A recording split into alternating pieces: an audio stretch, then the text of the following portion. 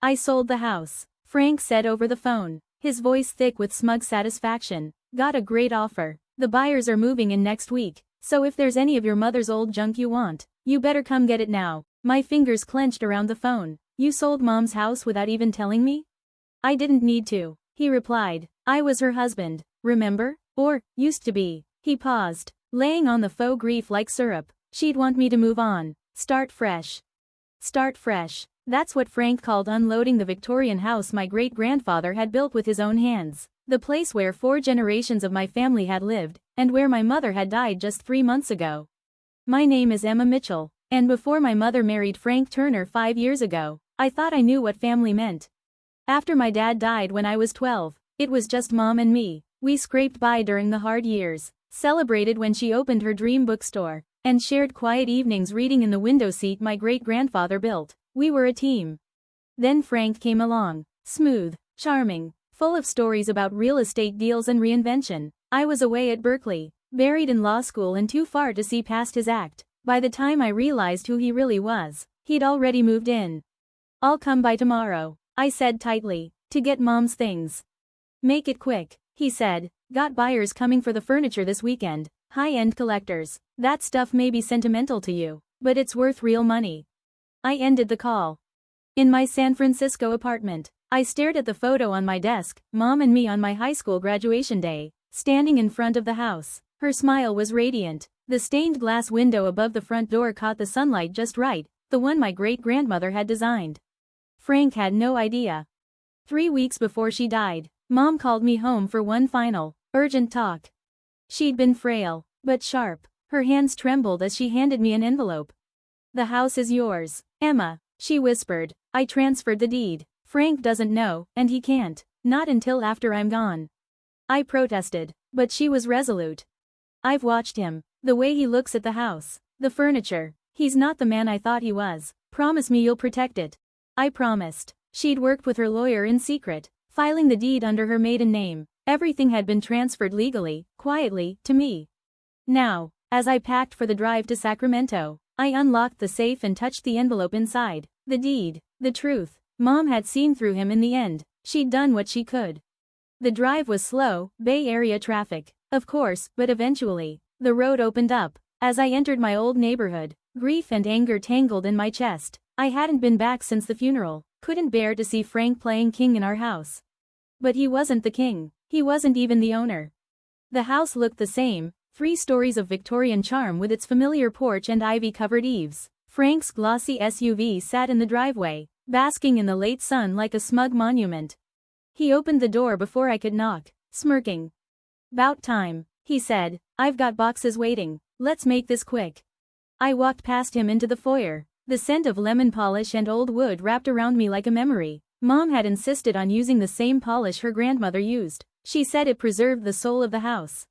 The living room was chaos, family heirlooms tossed into boxes like garage sale junk, my great-grandmother's Tiffany lamp stuffed under newspaper, Mom's treasured first editions heaped like paperbacks.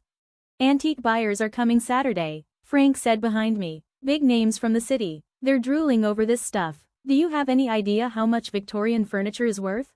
Yes, actually, I knew exactly what it was worth. Mom had taught me. She'd taught me everything.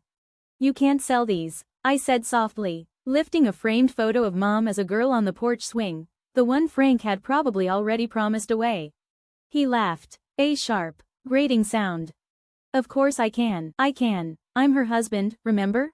Everything your mother owned is mine now." I set the photo down with deliberate care. "Actually, that's not true." His voice tightened. "What are you talking about? Mom left everything to me, the house, the furniture. She transferred ownership before she died." He stared at me, blinking slowly, then let out another laugh, though this one was sharp. "Nice try, kid, but I think I'd know if my wife did something like that." "Would you?" I asked, pulling the deed from my bag and holding it out to him. "Like you knew about her private bank account? Or the safety deposit box she kept under her maiden name?" The smirk faltered. "What are you talking about? Mom saw through you, Frank. She knew exactly what kind of man you were. And she made sure to protect what was ours." His face darkened. "Give me that," he snapped, grabbing the deed from my hands. I let him take it, watching his expression shift as he scanned the document. Dismissal turned to confusion, then to panic. This can't be legal, he sputtered. I'm her husband, she couldn't just. She could. And she did. Everything was filed with the county weeks before she died. The house is mine, Frank. So is everything in it. He stood there, red-faced, his hands shaking. I've already sold it. The papers are signed. The buyers can't buy what you don't own, I said, finishing his thought. Maybe you should call them. And the antiques dealers. I'm sure they'll be very interested to learn you were trying to sell property that doesn't belong to you. You little. He took a step toward me, his fists clenched. Careful, I said softly, my voice steady. I've got copies of everything. One wrong move and fraud charges will be the least of your problems. The silence stretched, thick with tension. Frank stood frozen, the deed crumpled in his hands, a storm of disbelief and rage on his face. Outside, a car passed, tires crunching on the gravel driveway. Upstairs, the grandfather clock chimed 4, just like it always had. You can't do this, he finally said, his voice less certain now. Your mother wouldn't. My mother, I cut him off, knew exactly what she was doing. She protected our family's legacy from you. And now, I think it's time you leave. Leave? This is my home. He sounded desperate. I shook my head slowly. No, Frank, it never was. You just thought it was yours to take, just like everything else you've tried to steal from us. He opened his mouth, but I could see the dawning realization in his eyes. The deed was ironclad. The transfer was legal. The house was mine. All of it. I'll fight this, he muttered, but the words were weak, hollow. Go ahead, I said calmly. I'm sure the court would love to hear how you tried to sell property you didn't own. Not to mention the things you've already sold off. Mom kept excellent records, you know. At the mention of records, his face paled. We both knew exactly what he'd been doing these last few months, selling off anything he thought wouldn't be noticed. Smaller items, things he figured wouldn't raise suspicion. But Mom had documented it all. And now, those sales would come back to haunt him. Watching Frank unravel was like watching a building collapse in slow motion. First, came the denial. He spent 20 minutes on the phone with his lawyer, his voice rising as he realized how thoroughly Mom had outsmarted him. Then came the anger. He paced the room like a wild animal, alternating between threats and manipulative pleas. We can work something out, he said, trying to sound reasonable. Split the proceeds from the sale. It's only fair, right? Your mother would want us to be fair. I sat in the wingback chair, watching him. My great-grandmother's chair, the one he'd probably planned to sell for a fortune. My mother, I said, quiet but firm, wanted me to protect our home. From you. And that's exactly what I'm going to do. You ungrateful little, he caught himself, visibly trying to regain control. Think about this rationally. The buyers are paying $2 million for this place. That's $1 million each if we split it. You're young, you could do a lot with that kind of money. I surveyed the room. At the handcrafted bookshelves, the ceiling medallion Mom had restored when money was tight. This house isn't for sale, Frank. Not now, not ever. His face darkened. You'll regret this. I've got connections in this town. I can make things very difficult for you. Like you made things difficult for Mom? I asked, my voice low. Those last few months, when she was sick, when you were already selling her jewelry? Did you think she didn't notice? He visibly flinched. I needed the money. For her medical bills. No, you didn't. Her insurance covered everything. You needed the money for your gambling debts. His face went ashen. How did you? Mom knew everything, Frank. She just couldn't face it while she was sick. But she made sure I would. She kept records. I pulled out my phone, showing him the screenshots, his gambling accounts, pawned jewelry, bank transfers, everything she'd documented in her final months. Mom had worked with her lawyer to gather the evidence, even as cancer ravaged her body. She didn't want me to use these unless I had to, I said, watching the shift in his expression from shock to fear. She hoped you'd walk away. But we both know you won't, will you? He sank onto the couch, suddenly looking much older. What do you want? I want you out, now, and I want everything you've sold returned. That's impossible. Some of that stuff is already. Then you'll repay its value. Every piece, Frank. Mom's jewelry, the silver, the first editions you snuck out when you thought no one was looking.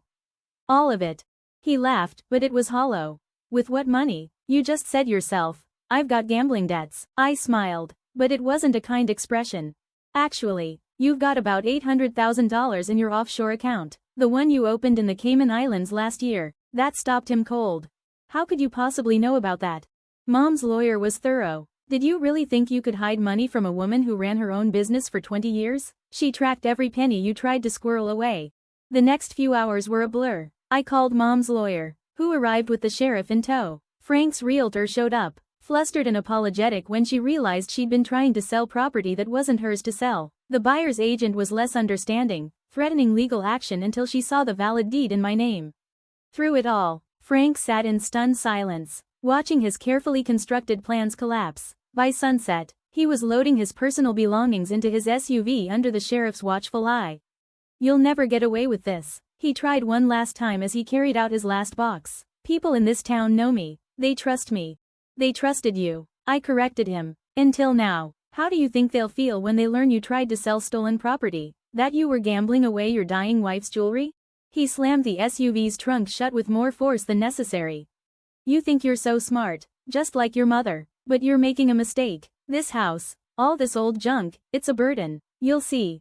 I stood on the porch, in the same spot where Mom and I had spent countless evenings, talking about our dreams.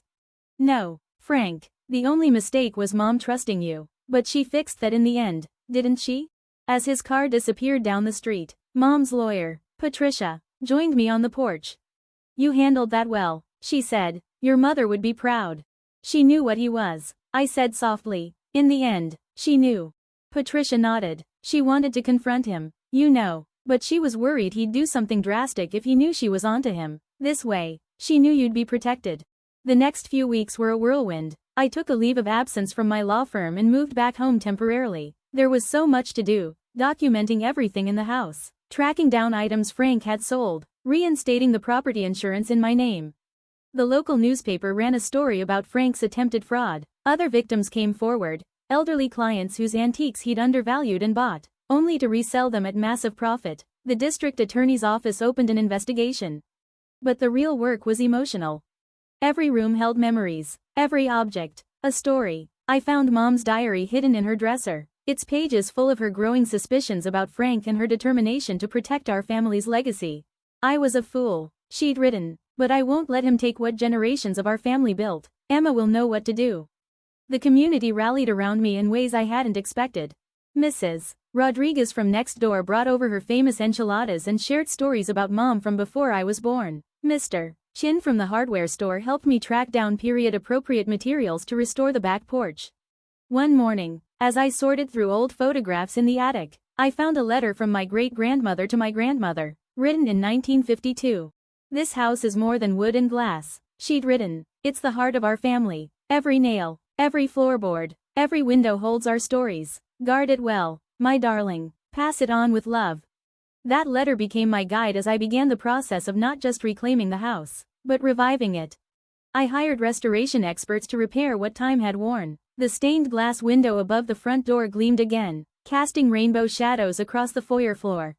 Frank's prediction about the house being a burden had proven wrong. The very things he saw as dollar signs, the antique furniture, the architectural details, the history, were what made it priceless.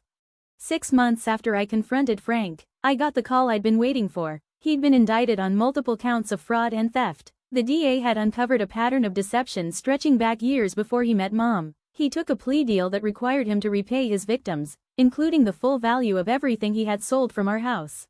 That evening, I sat in the window seat Mom had loved so much, looking out at the garden where she'd taught me the names of flowers. The house felt alive again, filled with the warmth she'd always maintained. My phone buzzed. A text from Patricia. "The last of your mom's jewelry has been located at a pawn shop in Reno. Everything will be returned by the end of the week." I smiled, touching the key pendant Mom had given me for my 16th birthday. She had worn it every day until she got sick, telling me it was more than just jewelry. It was a symbol of our connection to this place, to our history. A year after that confrontation in the living room, I stood in front of the house on a warm spring evening. The roses Mom had planted were blooming, their scent filling the air. The porch swing creaked gently in the breeze, just as it had for 4 generations. I decided to keep my apartment in San Francisco, commuting when necessary for work, but the house would always be home, not just for me, but for the future generations Mom had fought to protect. Inside, on the mantel, I placed 3 photographs, one of my great-grandparents on their wedding day, standing proudly in front of their new home, one of Mom and me on my graduation day, and between them, a new addition, Mom in her garden the summer before she got sick, her face radiant as she tended her beloved roses. Frank had seen the house as a commodity, something to be sold off, piece by piece. He never understood that its true value wasn't in its antiques or its architecture, but in the legacy of strong women who had called it home. Mom knew. She made sure that legacy would continue. Sometimes, in the quiet evenings, sitting in the same spots where 4 generations of my family had sat before me, I feel Mom's presence, not in a ghostly way, but in the essence of the place she fought so hard to protect. In the smooth wood of the banister, worn by countless hands. In the garden she tended with such care. In the very bones of this house that has sheltered her family's dreams for over a century. Frank was wrong about one more thing. This house isn't a burden, it's a gift. One that was protected by a mother's love and foresight, passed down through generations of strong women who understood its true value. And someday, I'll pass it on too, along with the stories of how it was almost lost, and then saved. Including the story of my mother, who, in her final months, found the strength to outsmart a con man and protect not just a house, but a legacy.